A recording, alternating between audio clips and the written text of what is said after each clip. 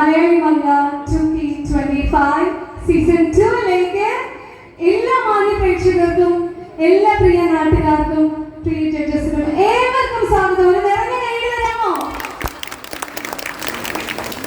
അഖില കേരള വടംവലി കബഡി ടൂർണമെന്റിനൊക്കെ ശേഷം നമ്മുടെ സ്ത്രീകൾക്ക് വേണ്ടിയിട്ട് അവരുടെ ഒരു എംപവറിന് വേണ്ടിയിട്ടൊക്കെ സംഘടിപ്പിക്കുന്ന ഈ ഒരു മലയാളി മംഗ കോമ്പറ്റീഷന് കുടവട്ടൂർ ടെക്കാസിന് എല്ലാവിധ ആശംസകളും അറിയിക്കുകയാണ്.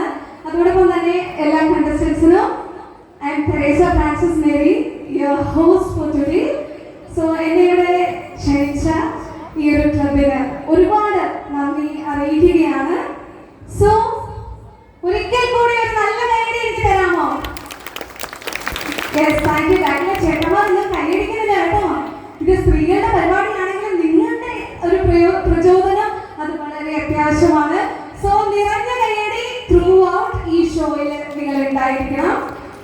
സോ നമുക്ക് ഓൾ പാനൽ ഓഫ് ഒരു പ്രീമിയം ജഡ്ജസിന്റെ ഒരു പാനലാണ് ഇവിടെ അറേഞ്ച് ചെയ്തിട്ടുള്ളത്. അവരെ ഏറെ സ്നേഹത്തോടെ നമുക്ക് സ്വാഗതം ചെയ്യാം. നാടക രചയിതാവ്, നടൻ, സംവിധായകൻ, ബാലസംഘം കൊല്ലം ജില്ലാ കോർഡിനേറ്റർ, പുരോഗമന കലാസാഹിത്യ സംഘത്തിലെ കൊല്ലം ജില്ലാ കമ്മിറ്റി അംഗം, സംസ്ഥാന സ്കൂൾ കലോത്സവ വേദികളിലെ വിധികർത്താവ് തുടങ്ങിയ മേഖലകളിൽ തന്റേതായ വ്യക്തിമുദ്ര പതിപ്പിച്ച അതുല്യ കലാകാരൻ ബഹുമാനപ്പെട്ട ശ്രീ മധു പറവൂർ. നിറഞ്ഞ കൈയ്യടിയോടുകൂടി അദ്ദേഹത്തെ സ്വാഗതം ചെയ്യുകയാണ്. വെൽക്കം. പ്രശസ്ത സീരിയൽ താരം, നാടക നടൻ, ജില്ലാ സ്കൂൾ കലോത്സവ വേദികളിലെ വിധികർത്താവ്, ഒപ്പം KRJP-MHS ഓടനാവട്ടം സ്കൂളിലെ അധ്യാപകനുമായി സേവനം അനുഷ്ഠിച്ചു വരുന്ന ബഹുമാനപ്പെട്ട mister C Vinod sir, please welcome. School കലോത്സവ വേദികളിലും നൃത്ത മത്സരങ്ങളിലും സൗന്ദര്യ മത്സരങ്ങളിലും ഒക്കെ വിധികർത്താവായി സേവനം അനുഷ്ഠിച്ചു വരുന്ന ഓടനാവട്ടം KRJP-MHS സ്കൂളിലെ അധ്യാപിക, ഈ രണ്ട് പുരുഷ കേസരികളോടൊപ്പം വിധികർത്താവായി ഇത് എത്തിച്ചേർന്നിട്ടുള്ള ശ്രീമതി MP അഞ്ജലി. ഏറെ സ്നേഹത്തോടെ ഞാനെ ഈ വേദിയിലേക്ക് സ്വാഗതം ചെയ്യുകയാണ്. ഈ ഒരു വിശിഷ്ട ദിനത്തിലേക്ക് സ്വാഗതം ചെയ്യുകയാണ്. ആൻഡ് നമ്മുടെ ഈ മലയാളി മംഗ 2025 തീർച്ചയായിട്ടും ഇവിടെ അണിയിച്ചൊരുക്കുന്നത് നമ്മുടെ പ്രിയപ്പെട്ട സുന്ദരികളാണ്, സുന്ദരി തന്നി മണികളാണ്. സോ അവരെ ഓരോരുത്തരെയും നമുക്ക് സ്വാഗതം ചെയ്യേണ്ടതുണ്ട്. അതിന് മുൻപായിട്ട് ഇതിന്റെ first prize Shri Balakrishna Padinjattidath memorial cash അവാർഡായിട്ടുള്ള 5000 രൂപ ക്യാഷ് അവാർഡാണ് വിന്നറിന് ലഭിക്കുന്നത്. And the second prize is Pradeep Thanal sponsor ചെയ്യുന്ന 3000 രൂപ cash award. Third prize is Sajeev Nandanan sponsor ചെയ്യുന്ന 1500 രൂപ ക്യാഷ് അവാർഡ്. സോ നമ്മുടെ ഈ ഒരു ഫാഷൻ ഷോയ്ക്ക് 3 റൗണ്ട്സ് ആണ് സെറ്റ് ചെയ്തിട്ടുള്ളത്. നിങ്ങളുടെ ഓരോരുത്തരെയും അതുപോലെ കണ്ടസ്റ്റൻസിനെയും അറിവിന് വേണ്ടിയിട്ട് ഞാൻ പറയുകയാണ്. First round is the ramp walk and the self introduction round. നമ്മുടെ കണ്ടസ്റ്റൻസ് ഓരോരുത്തരായിട്ട് റാമ്പ് വാക്ക് ചെയ്തു വരികയും അവർ അവരുടെ സെൽഫ് ഇൻട്രോ നടത്തുകയും ചെയ്യും. And the second round is അവർക്ക് ഒരു ക്വസ്റ്റ്യൻ ഇവിടെ ലോട്ട് ഇട്ട് കൊടുക്കും. ആ ലോട്ട് വഴി അവർക്ക് ലഭിക്കുന്ന ക്വസ്റ്റ്യൻ എന്താണോ ആ ക്വസ്റ്റ്യന് മാക്സിമം 2 to 3 ടൈംസിനുള്ളിൽ ആൻസർ ചെയ്യും. ഇതാണ് അവരുടെ second round. And the last part, third round is the talent round. തീർച്ചയായിട്ടും ഇവിടെ അണിഞ്ഞൊരുങ്ങിയിരിക്കുന്ന ഓരോ സുന്ദരി മണികൾക്കും അവർക്കൊരു ടാലന്റ് ഉണ്ട്. അവരുടെ ടാലന്റ് പ്രകടിപ്പിക്കാനുള്ള ഒരു അവസരമാണ് തേർഡ് റൗണ്ടിലൂടെ അവർക്ക് നൽകപ്പെടുന്നത്. So at last the winner നമ്മൾ പ്രഖ്യാപിക്കും. റെഡിയാണോ? അപ്പോ എങ്കിലും നമുക്ക് നമ്മുടെ കണ്ടസ്റ്റൻസിനെ വിളിച്ചാലോ? എന്നോട് കഴിയുന്നില്ലേ? നല്ല കൈ. സോ ഇനി നമ്മൾ കണ്ടസ്റ്റൻസിനെ ഓരോരുത്തരായിട്ട് ക്ഷണിക്കാൻ പോവുകയാണ്. Contestants, are you ready? Contestants ഒക്കെ അവിടെ റെഡി ആയിട്ടിരിക്കുകയാണ്. Contestants is ready, audience is ready and the judges is ready. So let's start the show. First, contestant number 102. Let's welcome contestant number 102.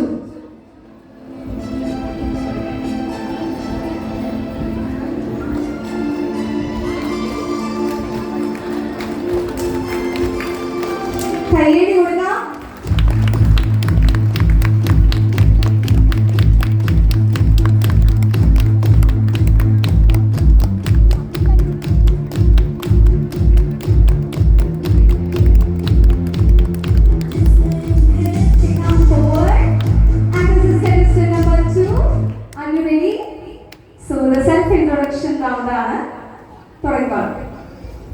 എല്ലാവർക്കും നമസ്കാരം. എൻ്റെ പേര് അനാമിക. ഞാൻ ഇടയ്ക്കിൽ നിന്നാണ് വരുന്നത്. ഇപ്പോൾ ഞാൻ ലാബ് ടെക്നീഷ്യൻ കോഴ്സ് കഴിഞ്ഞു, ട്രെയിനിങ് കഴിഞ്ഞ് നിൽക്കുകയാണ്. എൻ്റെ ഹസ്ബൻഡിൻ്റെ പേര് രാഹുൽ. വീട്ടിൽ ചേച്ചി, അമ്മ, അച്ഛൻ ഒക്കെയാണ് ഉള്ളത്. ഇവിടെ പങ്കെടുക്കാൻ എനിക്ക് ഒരുപാട് സന്തോഷമുണ്ട്. Thank you.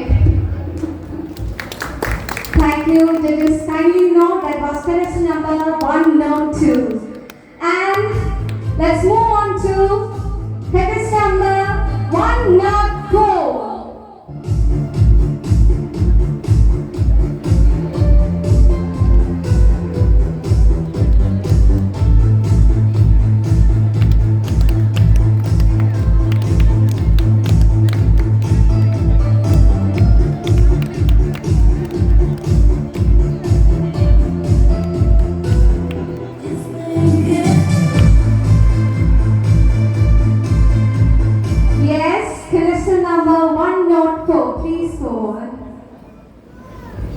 Self-introduction. Hello, good evening. കുറച്ചൊരു ടെൻഷനുണ്ട്. എൻ്റെ പേര് ത്യാരി മോഹൻ മനോജ് എന്നാണ്. ഞാൻ വിനീശ്വരനാണ്. ഞാനൊരു ആയുർവേദ ഡോക്ടറാണ്. ഞാനൊരു സ്ഥാപനം നടത്തുന്നുണ്ട്. തണലൂർ ആയുർവേദ വെൽനസ് റിട്രീറ്റ് എന്നാണ് എൻ്റെ സ്ഥാപനത്തിൻ്റെ പേര്. ഒരു അത്യാവശ്യം പ്രകൃതി ജീവിയാണ്. ഒരു നല്ല രീതിയിൽ നേച്ചറിനെ ആസ്വദിക്കുന്ന ഒരു ആളാണ്. കുറച്ചൊക്കെ വായിക്കാറുണ്ട്, കുറച്ചൊക്കെ യാത്രകൾ ചെയ്യാറുണ്ട്. ഇതൊക്കെയാണ് ലൈഫ്. ഇപ്പോൾ thank you for having me in the speech. Thank you. Thank you. ഒട്ടും പേടിക്കണ്ട കേട്ടോ, നിങ്ങൾ എല്ലാവരും ബ്യൂട്ടിഫുൾ ആണ്, എനർജറ്റിക് ആണ്. So judges, please note that was contestant number 105. Now I invite contestant number 105. That was contestant number. ഇപ്പോൾ കഴിഞ്ഞത് contestant number 104 ആണ്. Now we call 105. Contestant number 105.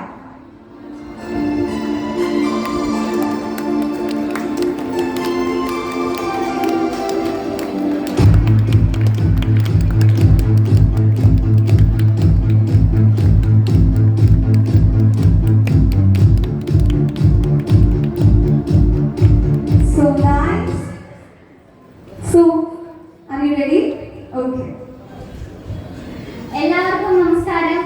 ഈ വേദിയിലിരിക്കുന്ന 90% ആൾക്കാർക്കും എന്നെ പരിചയം ഉണ്ടായിരിക്കും. എൻ്റെ പേര് നന്ദന എസ്. വയസ്സ് 20. ഞാൻ ഈ കൊളവട്ടൂർ നാട്ടുകാരി തന്നെയാണ്. ജനിച്ചതും വളർന്നതും ഒക്കെ ഇവിടെ തന്നെയാണ്. ഞാൻ നെടുമൺകാവ് ശ്രീ ഗുരുദേവ സെൻട്രൽ സ്കൂളിൽ നിന്നാണ് എൻ്റെ 10ാം ക്ലാസ് വിദ്യാഭ്യാസം പൂർത്തിയാക്കിയത്. അത് കഴിഞ്ഞ് കൊട്ടാരക്കര ഈശ്വരവിലാസത്തിൽ നിന്നാണ് എൻ്റെ +2 പഠനം പൂർത്തിയാക്കിയത്. ഇപ്പോൾ ഞാനൊരു എൻട്രൻസ് വിദ്യാർത്ഥിനിയാണ്. ഞാൻ ബ്രില്യൻ സ്റ്റഡി സെന്റർ പാലയിലെ എൻട്രൻസ് വിദ്യാർത്ഥിനിയാണ്. ഞാൻ ഒരു നർത്തകിയും അതോടൊപ്പം ഒരു ചെറിയ ഗായികയും കൂടെയാണ്. വെളിയം ശ്രീപാദത്തിലെ ഗീതാഞ്ജലി ടീച്ചറുടെ ശിക്ഷണത്തിലാണ് ഞാൻ നൃത്തം അഭ്യസിക്കുന്നത്. അതോടൊപ്പം കുടവട്ടൂർ ശ്രീ മോഹൻലാൽ സാറിന്റെ ശിക്ഷണത്തിലാണ് ഞാൻ എൻ്റെ സംഗീത പഠനം നടത്തിക്കൊണ്ടിരിക്കുന്നത്. എൻ്റെ കൂടെ മത്സരിക്കാൻ ഇവിടെ എത്തിയിരിക്കുന്ന എല്ലാ മത്സരാർത്ഥികൾക്കും വിജയാശംസകൾ നേരുന്നു. നന്ദി. Thank you. That was contestant number 105. Now I invite contestant number 109.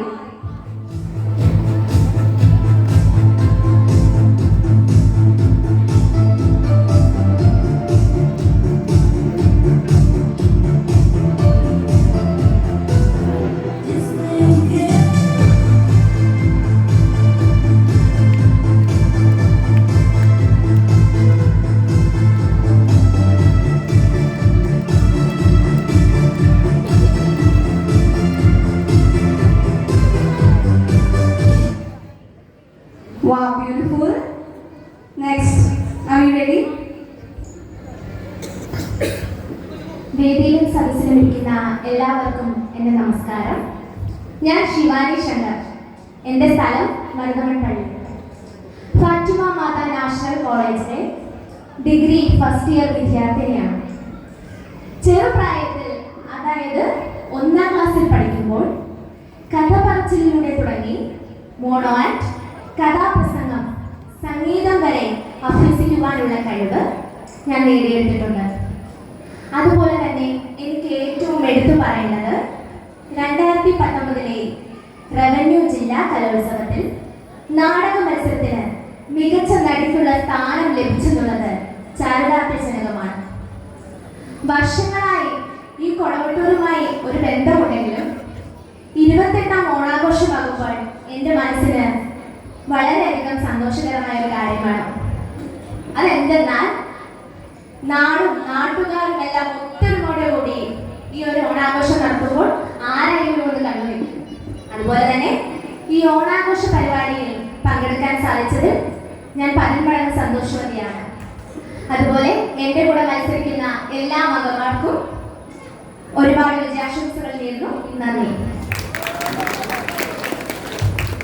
That was a very good introduction by One Note. Sorry. Yes, 109. Next we move on to 110.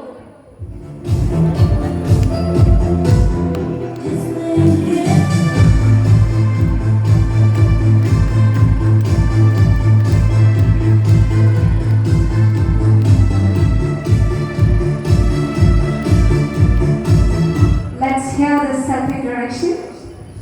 എല്ലാവർക്കും നമസ്കാരം. എൻ്റെ പേര് ഗായത്രി. ഞാൻ ഈ കുളവട്ടൂർ നാട്ടുകാരി തന്നെയാണ്. ഞാൻ അടൂർ KUCT കോളേജിൽ 1ാം വർഷ BA വിദ്യാർത്ഥിനിയാണ്. കഴിഞ്ഞ വർഷവും ഇതുപോലെ ഈ മത്സരത്തിൽ പങ്കെടുക്കാൻ പറ്റിയില്ല. അതുകൊണ്ട് തീർച്ചയായിട്ടും ഈ മത്സരത്തിൽ പങ്കെടുക്കണമെന്ന് വിചാരിച്ചു തന്നെയാണ് വന്നത്. എൻ്റെ വീട്ടിൽ അമ്മ, അച്ഛൻ, അനിയൻ, അച്ഛമ്മ, അമ്മമ്മ, അച്ചാച്ചൻ, പിന്നെ എല്ലാവർക്കും ഈ മത്സരത്തിൽ പങ്കെടുക്കുന്ന എല്ലാവർക്കും എൻ്റെ വിദ്യാഭ്യാസം. ഒരു തവണ പറ്റിയില്ല, അതുകൊണ്ട് പിന്നെയും വന്നു. So very appreciable. That was contestant number 110 and next contestant number 111.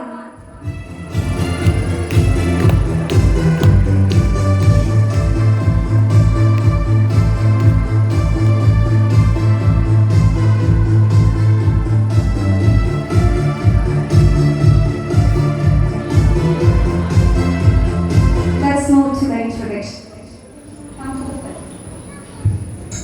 Hello, hi, നമസ്കാരം. എൻ്റെ പേര് അനുജ. ഞാൻ ഇപ്പോൾ ഈ കുളവട്ടൂർ നാട്ടുകാരിയാണ്. ഞാൻ ഹോമിയോപ്പതി വകുപ്പിൽ ഫാർമസിസ്റ്റായി വർക്ക് ചെയ്യുന്നു. Thank you. Thank you. That was contestant number 111 and next contestant number 112.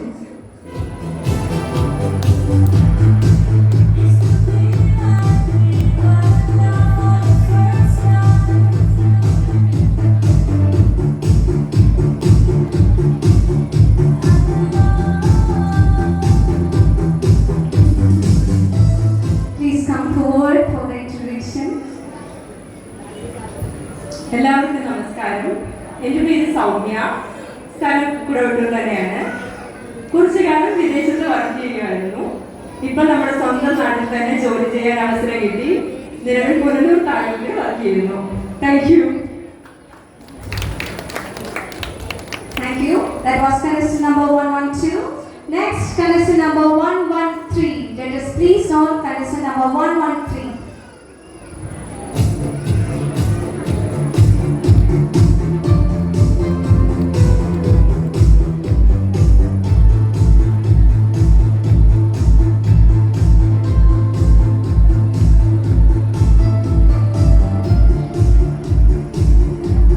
Yes, are you ready for the introduction? Yes, please come. Thank you. എൻ്റെ പേര് രോഹിണി. ഞാനൊരു നേഴ്സാണ്. ഞാൻ വെളിയത്താണ് താമസിക്കുന്നത്.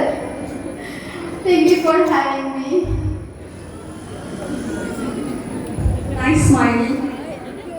So that was contestant number 113. Next, let's move on to contestant number 114.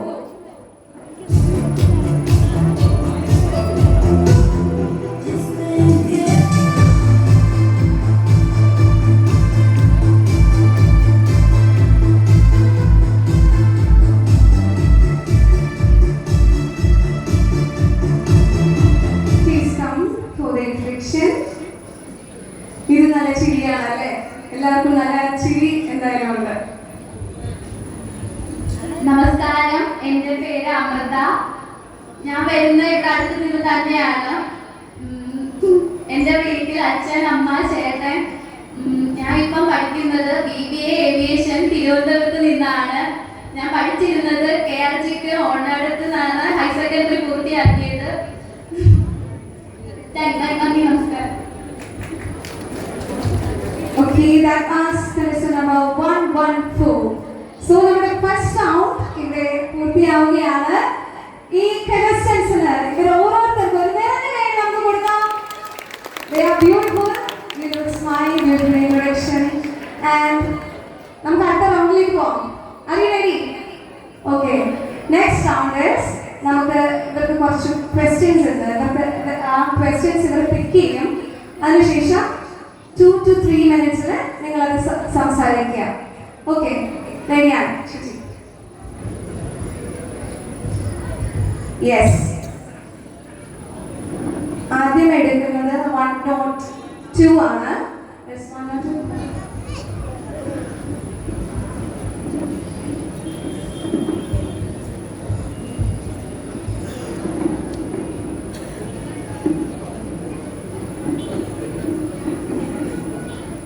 സമൂഹത്തിൽ media ചെലുത്തുന്ന സ്വാധീനം. ഒരു 2 minutes നമ്മൾ ആലോചിക്കാൻ തരാണ്. ഓക്കെ.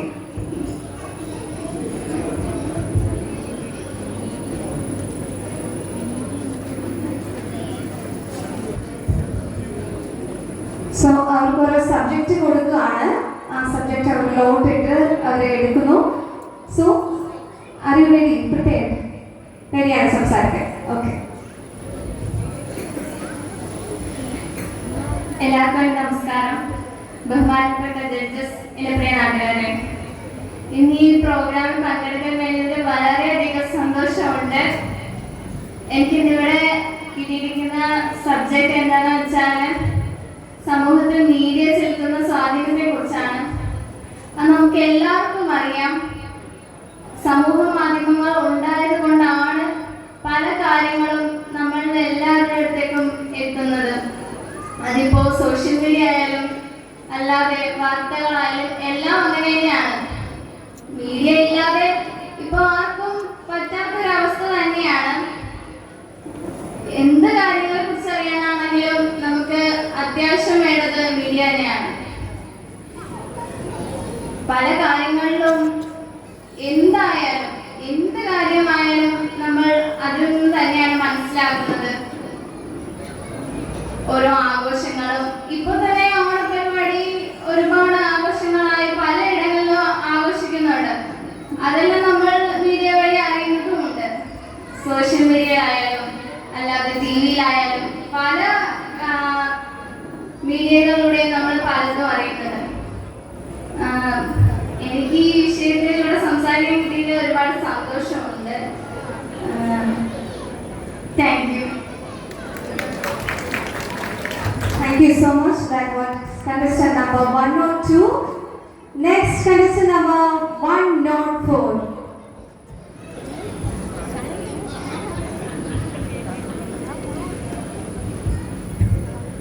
സാമ്പത്തിക സ്വാതന്ത്ര്യം ഓരോ പെൺകുട്ടികളുടെയും സ്വപ്നം. Thank you for the question. ഇതിനെപ്പറ്റി പറയുകയാണെങ്കിൽ ഐ ആം എൻ ഓൺട്രപ്രണർ. ഞാനൊരു സംരംഭകയാണ്. ഇത് എൻ്റെ ഒരു സ്വപ്നമായിരുന്നു. ഒരു കാലത്ത് ഒരു 5 വർഷമായിട്ട് ഞാൻ എൻ്റേതായിട്ടുള്ള ഒരു സ്ഥാപനം നടത്തി വരുന്ന ഒരു വിപണമാണ്.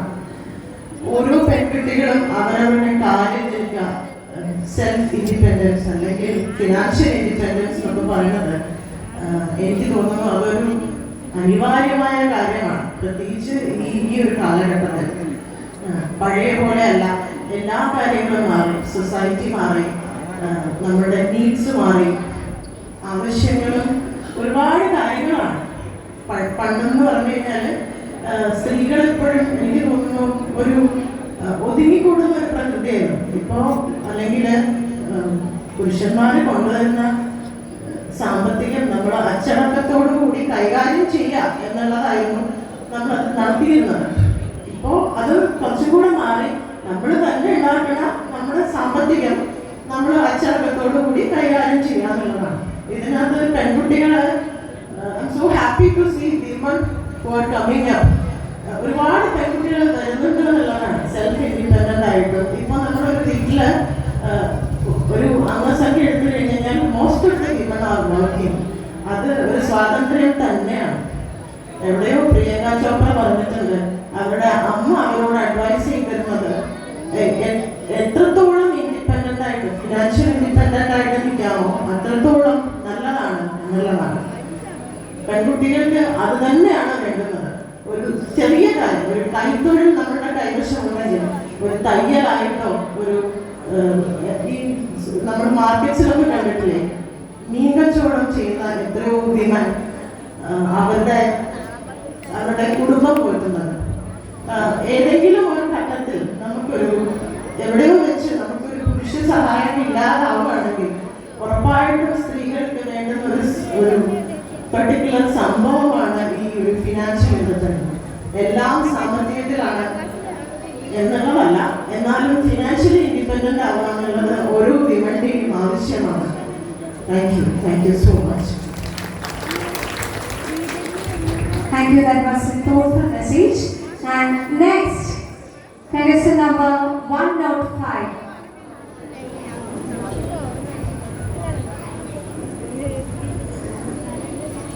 നമസ്കാരം. എൻ്റെ വിഷയം ലിംഗസമത്വമാണ്, അഥവാ ജെൻഡർ ഇക്വാലിറ്റി. ഇന്നത്തെ സമൂഹത്തിൽ ഏറ്റവും കൂടുതൽ ചർച്ച ചെയ്യപ്പെടുന്ന വിഷയത്തിൽ മുൻനിരയിലുള്ളതായിരിക്കാം ഈ ജെൻഡർ ഇക്വാലിറ്റി അഥവാ ലിംഗസമത്വം എന്നുള്ളത്. ഇന്നത്തെ നമ്മുടെ കേരളത്തിലെ സമൂഹം എടുത്തു നോക്കിക്കഴിഞ്ഞാൽ ഏതാണ്ട് ഒരു 85% ലിംഗസമത്വം എത്തിയിട്ടുണ്ട് എന്ന് നമുക്ക് പറയാം. ഇല്ലേ? നമ്മുടെ വീടുകളിലൊക്കെ ഇല്ലേ? ഇപ്പൊ നമ്മുടെ സ്ത്രീകളെല്ലാവരും പഠിക്കാൻ പോകുന്നില്ലേ? അവര് ജോലി ചെയ്യുന്നില്ലേ? പക്ഷേ ഒരു കാലഘട്ടം ഉണ്ടായിരുന്നു, നമ്മുടെ ഏതാണ്ട് ഒരു ഇൻഡിപെൻഡൻസിനൊക്കെ മുന്നേ നമ്മൾ നോക്കുവാണെങ്കിൽ, അല്ലെങ്കിൽ അതിന് ശേഷമുള്ള കുറച്ച് കാലഘട്ടം നമ്മൾ നോക്കുവാണെങ്കിൽ തന്നെ നമുക്ക് അറിയാൻ പറ്റും, സ്ത്രീകൾ എന്നും ഈ സമൂഹത്തിന്റെ താഴെത്തട്ടിലേക്ക് അടിച്ചമർത്തപ്പെടുന്ന ഒരു രീതി. അതിനുവേണ്ടി നിരവധി ആൾക്കാരാണ് ഈ പോരാട്ടങ്ങളും സമരങ്ങളും ഒക്കെ നടത്തി സ്ത്രീകൾക്ക് വേണ്ടി സമത്വം എന്ന ഒരു വിഷയത്തിലേക്ക് കൊണ്ടെത്തിച്ചിരിക്കുന്നത്. എന്നാൽ വളരെ ദുഃഖകരം എന്ന് പറയേണ്ട കാര്യം എന്ന് വെച്ചാൽ നമ്മൾ ഇന്ത്യയിലെ നോർത്തേൺ റീജൻസിലൊക്കെ പോയി കഴിഞ്ഞാലും ഇന്നും ആ ലിംഗസമത്വം എത്രത്തോളം അവിടെ പ്രാവർത്തികമാണ് എന്നൊന്നും നമുക്ക് പറയാൻ പറ്റില്ല. പക്ഷേ കേരളത്തിൽ ഞാൻ നേരത്തെ സൂചിപ്പിച്ചതുപോലെ തന്നെ ഏതാണ്ട് 85% ലിംഗസമത്വം എത്തിയിട്ടുണ്ട്. ഇപ്പോഴും നോർത്തില് പല സ്റ്റേറ്റുകളിലേക്ക് നമ്മൾ പോകുമ്പോൾ ഇന്നും സ്ത്രീകൾ അവിടെ അടുക്കളയിൽ തന്നെയാണ്.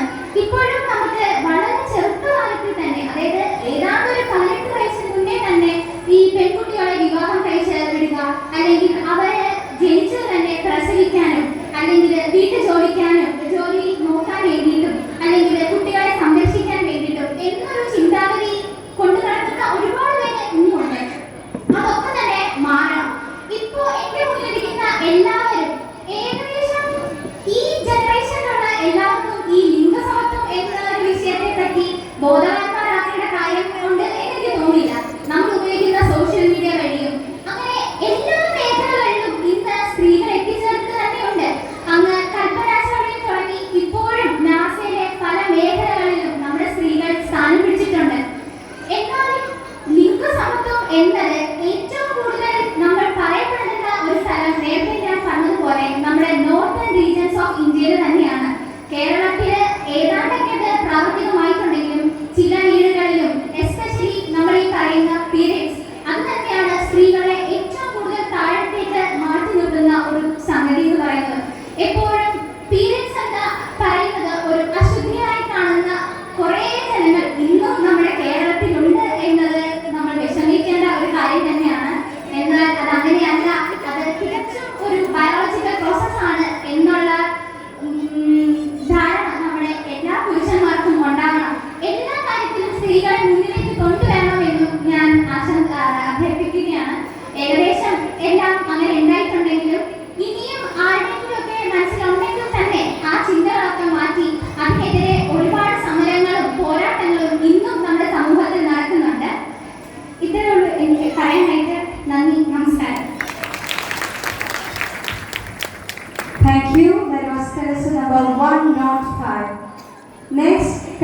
number 109.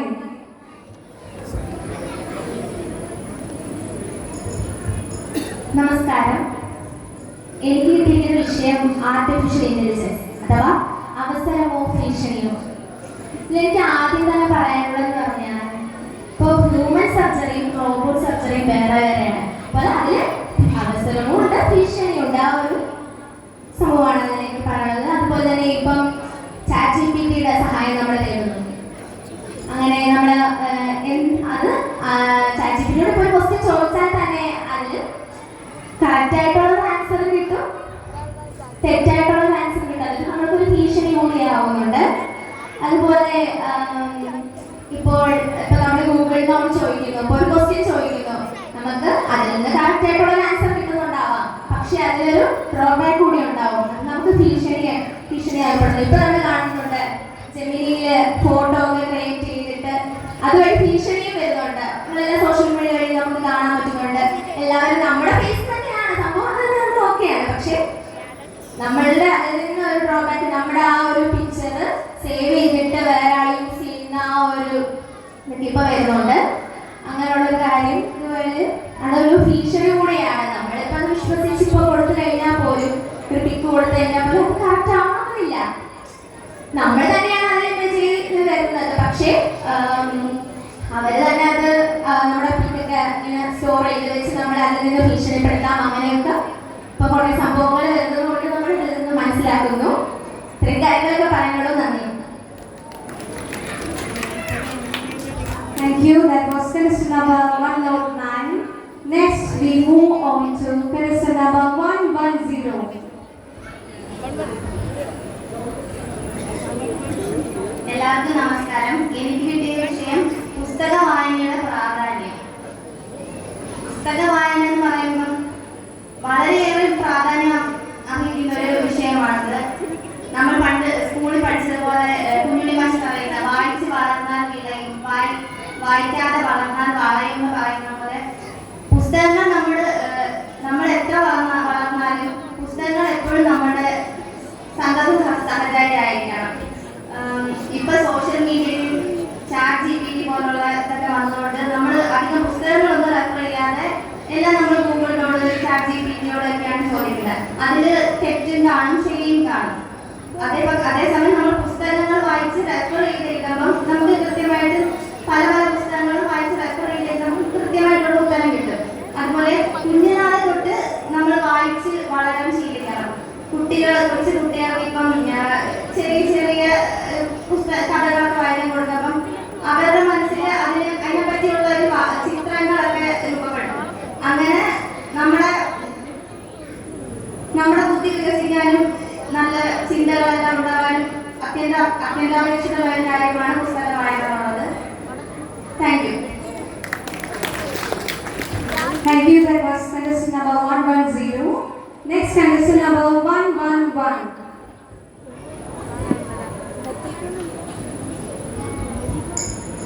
നമസ്കാരം. എനിക്ക് കിട്ടിയിട്ടുള്ള വിഷയം മലയാളികളുടെ മാറുന്ന അഭ്യാസം. ഇന്നത്തെ കാലത്ത് ഏറ്റവും കൂടുതൽ പ്രാധാന്യം നൽകിയ വിഷയം തന്നെയാണ്. കാരണം നമ്മൾ എന്നും കാണുന്നത് ഇന്നിപ്പോൾ നമുക്ക് ട്രെൻഡിങ് ആയി നിൽക്കുന്ന ടോപ്പ് ട്രെൻഡിങ് എന്ന് പറയുന്നതായിരിക്കില്ല നാളെ ട്രെൻഡിങ്. എപ്പോഴും മാറിക്കൊണ്ടിരിക്കുന്നു. മലയാളികൾ നമ്മുടെ അച്ഛനും അമ്മയും ജീവിച്ച ആ ഒരു രീതിയിലല്ല നമ്മൾ ജീവിക്കുന്നത്. ഞാൻ തന്നെ ജനിച്ച ടൈമിലൊക്കെ ഇങ്ങനെ ഇത്രയും ഡെവലപ്ഡ് ആയിട്ടുണ്ടെന്ന് ആർക്കും ചിന്തിച്ചിട്ടില്ലല്ലോ. ഡ്രസ്സിങ്ങിലായാലും നമ്മുടെ അറിവ് നേടുന്നതിലായാലും പണ്ട് പത്രങ്ങളിലൂടെയും വായനകളിലൂടെയും മാത്രം കിട്ടിക്കൊണ്ടിരുന്ന അറിവുകൾ ഇന്ന് വിരൽത്തുമ്പിൽ സോഷ്യൽ മീഡിയയിലൂടെ കിട്ടുന്നുണ്ട്. എല്ലാം എപ്പോഴും നമ്മുടെ വിരൽത്തുമ്പിൽ എത്തുന്ന കാര്യങ്ങളായി മാറിയിരിക്കുകയാണ്. അതുപോലെ ഓരോ കാര്യങ്ങളിലും മലയാളികൾക്ക് അവരുടെ ടേസ്റ്റ് മാറിക്കൊണ്ടിരിക്കുകയാണ്. നമുക്ക് നോക്കാൻ ഡ്രസ്സിങ്, ലിവിങ് സ്റ്റൈൽ എല്ലാം തന്നെ മാറിക്കൊണ്ടിരിക്കുന്നു. ഇന്നത്തെ കാലത്ത് നമുക്ക് ഓരോ കാര്യങ്ങളിലും അതിൻ്റെതായ കാഴ്ചപ്പാടുകൾ ഓരോരുത്തരും പുലർത്തുന്നുണ്ട്. പക്ഷേ നമ്മൾ ചിന്തിക്കുകയാണെങ്കിൽ അതിനകത്ത് തന്നെ എന്തോരം മാറിയിട്ടുണ്ട് എന്ന് മനസ്സിലാക്കാൻ കഴിയും. ഒരു കാലത്ത് വളരെ ട്രഡീഷണലായി ചിന്തിച്ചുകൊണ്ടിരുന്ന പല കാര്യങ്ങളെയും ഇന്ന് അത്രയും മോഡേൺ ചിന്തിക്കാൻ കഴിയുന്നത് തന്നെ നമ്മുടെ ഒരു അഭിജിത്തായിട്ടാണ് കണക്കാക്കേണ്ടതാണ്. പിന്നെ പറയുകയാണെങ്കിൽ നമ്മുടെ ഏറ്റവും കൂടുതൽ അന്ന് ഇങ്ങനെയൊക്കെ നടക്കുമോ എന്ന് ചിന്തിച്ച പല കാര്യങ്ങളും ഇന്ന് ഭയങ്കര കോമൺ ആണ്. ഓരോരുത്തരോടും ഓരോ സമയവും ഓരോ കാലഘട്ടത്തിലും അതിനോടുള്ള മനോഭാവം മലയാളികൾക്ക് മാറി നമ്മുടെ അച്ഛനും അമ്മമാരൊക്കെ ഒരു ടൈമില്ല സോഷ്യൽ മീഡിയയിൽ നോക്കുന്നതിന് ഫോണിൽ നോക്കുന്നതുകൊണ്ടാണ് പനി വരുന്നതെന്ന് വരെ പറഞ്ഞുകൊണ്ടിരുന്നത് ഇപ്പൊ 24 മണിക്കൂറും യൂട്യൂബിൽ വീഡിയോ കാണുന്ന രീതിയിലേക്ക് എത്തിപ്പെട്ടിട്ടുണ്ട്. അതൊക്കെ തന്നെ മാറുന്ന അഭിരുചിയുടെ അടിസ്ഥാനങ്ങളായിട്ട് നമുക്ക് കണക്കാക്കാവുന്നതേ ഉള്ളൂ. അതുപോലെ തന്നെ ഇഷ്ടംപോലെ നമ്മുടെ ചുറ്റുവട്ടം നടന്ന ഒരുപാട് കാര്യങ്ങളുണ്ട്. നമ്മൾക്കൊന്ന് കണ്ണു തുറന്ന് നോക്കിയാൽ കാണാം എന്തൊക്കെ മാറ്റങ്ങൾ ദിവസവും നമ്മളിലൂടെ കടന്നു പോകുന്നുണ്ട് എന്ന്. ഇതൊക്കെ മലയാളികൾ അറിയാതെ നടക്കുന്നതാണ്. പറയാറുണ്ടല്ലോ ഓരോ സമയവും മാറുന്നു, ചേരെ തിന്നു നടിച്ചെന്ന നടുക്കണ്ടവും ചെല്ലണമെന്ന് പറയുന്നത് പോലെ developing we are developing and changing our styles and life. Thank you. Thank you. That was contestant number 111. Next, contestant number 112. നിങ്ങൾ എനർജി ലോസ് ആവുന്നുണ്ട് കേട്ടോ. ഇവരുടെ ഓരോ ക്വസ്റ്റ്യൻസും റൗണ്ടിലും നിങ്ങളൊരു നിറഞ്ഞ കൈയ്യടി കൊടുത്താലേ നമ്മുടെ മത്സരാർത്ഥികൾക്ക് അതൊരു പ്രചോദനമാകുള്ളൂ. So are you ready? എല്ലാവർക്കും നമസ്കാരം. എനിക്ക് കിട്ടിയ സബ്ജക്റ്റ് വസ്ത്രധാരണം വ്യക്തിയുടെ സ്വഭാവത്തെ സ്വാധീനിക്കുമോ. എന്നെ സംബന്ധിച്ച് ഒറ്റ വാക്കിൽ പറയുകയാണെങ്കിൽ വസ്ത്രധാരണം വ്യക്തിയുടെ സ്വഭാവത്തെ അല്ല സ്വാധീനിക്കുക, വ്യക്തിയുടെ കോൺഫിഡൻസിന് മാറ്റം വരുത്താൻ സാധ്യതയുണ്ട്. ഇപ്പൊ നമ്മൾ ഓരോ ഒക്കേഷൻ അനുസരിച്ച് നമ്മൾ ധരിക്കുന്ന വസ്ത്രം നമ്മൾ ആ ഒക്കേഷനിൽ ചേർന്ന് നിൽക്കുമ്പോൾ നമ്മുടെ കോൺഫിഡൻസിന് മാറ്റം വരുത്താം. അതിന് ഏറ്റവും നല്ല ഉദാഹരണം ഞാൻ തന്നെയാണ്. ഇവിടെ സാധാരണക്കാരിയായി ചുരിദാറൊക്കെ ഇട്ട് പാവാടയോട് കൂടി നടന്ന ഞാൻ എനിക്കൊരു സാഹചര്യത്തിൽ വിദേശത്ത് ജോലി ചെയ്യേണ്ടി വന്നു. അവിടെ ചെന്നിട്ട് ഞാൻ ചുരിദാർ ഇട്ട് ആ ഒരു സാധാരണ മട്ടിൽ നിന്നാൽ എനിക്ക് ആ രാജ്യത്ത് അല്ലെ എന്റെ കൊളീഗ്സിന്റെ ഇടയ്ക്ക് എനിക്ക് തീരെ പിടിച്ചു നിൽക്കാൻ പറ്റില്ല. അത് ഇനിഷ്യലി തന്നെ നമുക്ക് മനസ്സിലായി. കുറച്ച് സമയം കൊണ്ട് ഞാൻ എന്നെ തന്നെ ചേഞ്ച് ചെയ്തു. അപ്പം എനിക്കുണ്ടായ കോൺഫിഡൻസ് എന്ന് പറയുന്നത് വളരെ വളരെ വളരെ കൂടുതലാണ്. അവിടെ ചെന്ന് അവിടുത്തെ രീതികൾക്കനുസരിച്ച് ഞാൻ മാറി വസ്ത്രധാരണത്തിൽ. പക്ഷേ നമ്മൾ ഒരാൾ വസ്ത്രം മാറി വരുന്നതിനനുസരിച്ച് അവരുടെ സ്വഭാവം അതിനനുസരിച്ച് മാറുമെന്ന് ചോദിച്ചാൽ ഒരിക്കലും ഇല്ല. പിന്നെ വേറെ ഒരു കാര്യം, നമ്മുടെ മലയാളികളുടെ പൊതുവായ വസ്ത്രധാരണമുണ്ട് സാരി ചുരിദാർ.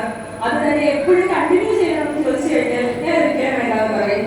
എല്ലാവർക്കും അവരുടെ താല്പര്യങ്ങൾക്കനുസരിച്ച് വസ്ത്രം ധരിക്കാൻ ആഗ്രഹമുണ്ട്, അതിനനുസരിച്ച് മുന്നോട്ട് പോകണം.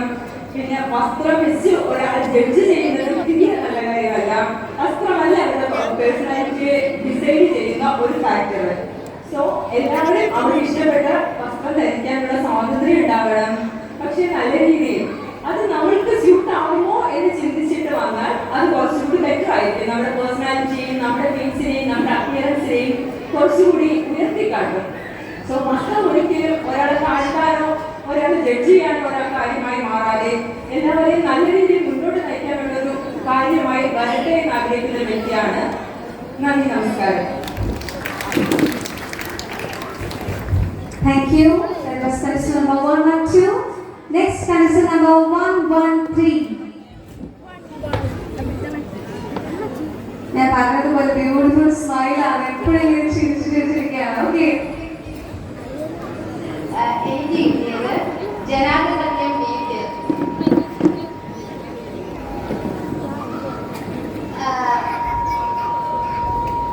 നമ്മൾക്ക് എല്ലാവർക്കും അവരുടേതായ റെസ്പെക്ട് കൊടുക്കണമെന്നാണ് ഞാൻ ആഗ്രഹിക്കുന്നത്. ഒന്നാമത്തെ കാര്യം, നമ്മുടെ വീട്ടിൽ തന്നെ പല അവിടെ പോകണ്ട, നീ ഒരു പെണ്ണാണ്, അത് ഇത്ര സമയത്തിനുള്ളിൽ അത് നിനക്ക് വീട്ടിൽ കയറണം, അങ്ങനെയുള്ളൊരു കാര്യത്തിൽ ഞാൻ ഒരിക്കലും എഗെയിൻസ്റ്റും അല്ല എന്നാൽ സപ്പോർട്ടും അല്ല. പക്ഷെ നമ്മളുടെ വീട്ടിൽ നമുക്ക് അത്യാവശ്യമായ കുറച്ച് രജിസ്ട്രേഷൻ അതോടൊപ്പം തന്നെ നമുക്ക് സ്വാതന്ത്ര്യവും കിട്ടണം. നമ്മൾ നന്നായാലേ നമ്മുടെ നാട് നന്നാക്കാനും പറ്റത്തുള്ളൂ. മഹാത്മാഗാന്ധി നമുക്കൊരു സ്വാതന്ത്ര്യത്തിന് വേണ്ടി പൊരുതിയൊരു മനുഷ്യനാണ് അദ്ദേഹം. അതായത് നമുക്ക് സ്വാതന്ത്ര്യം കിട്ടാൻ വേണ്ടി പറ്റില്ല. അതേപോലെ എല്ലാ പൗരന്മാർക്കും അതിൻ്റെതായ അവകാശമുണ്ട്. അവർക്ക് എന്ത് ചെയ്യണമെന്നും എന്ത് ഡിസിഷൻ എടുക്കണമെന്നും അവരുടേതായ ഒരു തീരുമാനം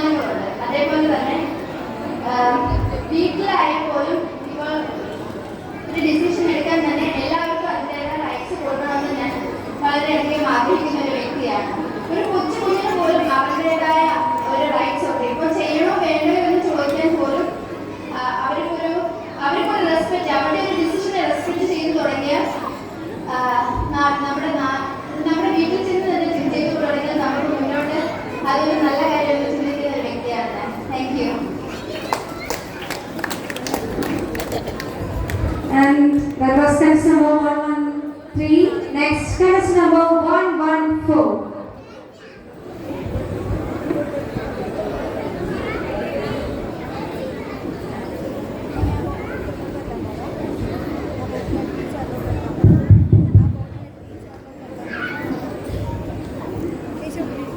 എനർജി ഇച്ചിലൂടെ വേണം കേട്ടോ. കയ്യടിയില്ല.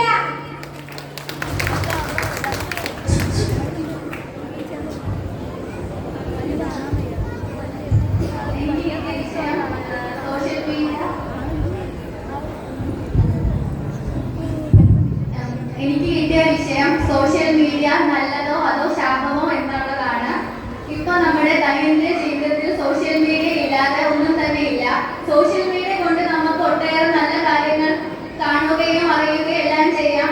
ഇപ്പൊ ഒരു പരിപാടി തന്നെ ഇവിടെ ഇപ്പൊ സംഘടിപ്പിക്കുന്നത് ഇൻസ്റ്റാഗ്രാം വഴി, ഫേസ്ബുക്ക് വഴി എല്ലാം ലൈവ് ആയാലും എല്ലാം കണ്ട് തന്നെ പലവിധ ആൾക്കാർ പല നാട്ടിലിരുന്ന് കാണുന്നുണ്ട്. സോഷ്യൽ മീഡിയ കൊണ്ട് അങ്ങനെ ഉപകാരമുണ്ട്. അതുപോലെ തന്നെ ദോഷം എന്ന് പറഞ്ഞാൽ അതിലൂടെ അത് വിനിയോഗിക്കുന്ന കുറെ ആൾക്കാരുമുണ്ട്. സോഷ്യൽ മീഡിയയുടെ ഏറ്റവും നല്ല ഗുണങ്ങൾ എന്ന് പറഞ്ഞാൽ കുട്ടികൾക്ക് പഠിക്കാനുള്ള പല കാര്യങ്ങളും സോഷ്യൽ മീഡിയയിലൂടെ ഉപയോഗിക്കുമെന്ന് പറഞ്ഞ് കുട്ടികൾ അത് മുതലാക്കുന്നു. പക്ഷേ പല സാഹചര്യത്തിലും മാതാപിതാക്കൾക്ക് അത് ശ്രദ്ധിക്കാൻ പറ്റാത്തത് കൊണ്ട് കുട്ടികൾ ഗെയിം, അതുപോലെ ഇൻസ്റ്റാ റീൽസ് അങ്ങനെ കണ്ട് സമയം പാഴാക്കുന്നു. സോഷ്യൽ മീഡിയ ഒരു കെയറോടെ സൂക്ഷിച്ചാൽ അത് തികച്ചും നല്ലൊരു പ്ലാറ്റ്ഫോം തന്നെയാണ്. പിന്നെ നന്ദി, നമസ്കാരം. That was contestant number 114 and our second round is over. അവർക്ക് കൊടുത്ത ടോപ്പിക്കുകൾ അവരെ നല്ല മനോഹരമായിട്ട് തന്നെ പ്രസന്റ് ചെയ്തു. സോ ജഡ്ജസ് നമ്മൾ തേർഡ് റൗണ്ടിലേക്ക് കടക്കാൻ പോവുകയാണ്. That is talent round. ഇവിടെ ഇരിക്കുന്ന ഓരോ കണ്ടസ്റ്റൻസും നല്ല ടാലന്റ് ഉണ്ട്. സോ നിങ്ങളുടെ ടാലന്റ് ഇവിടെ നമ്മുടെ ഓഡിയൻസിന് മുന്നിൽ പ്രദർശിപ്പിക്കാനുള്ള ഒരു ടൈമാണ്. അതിന് വേണ്ടിയിട്ട് ഒരു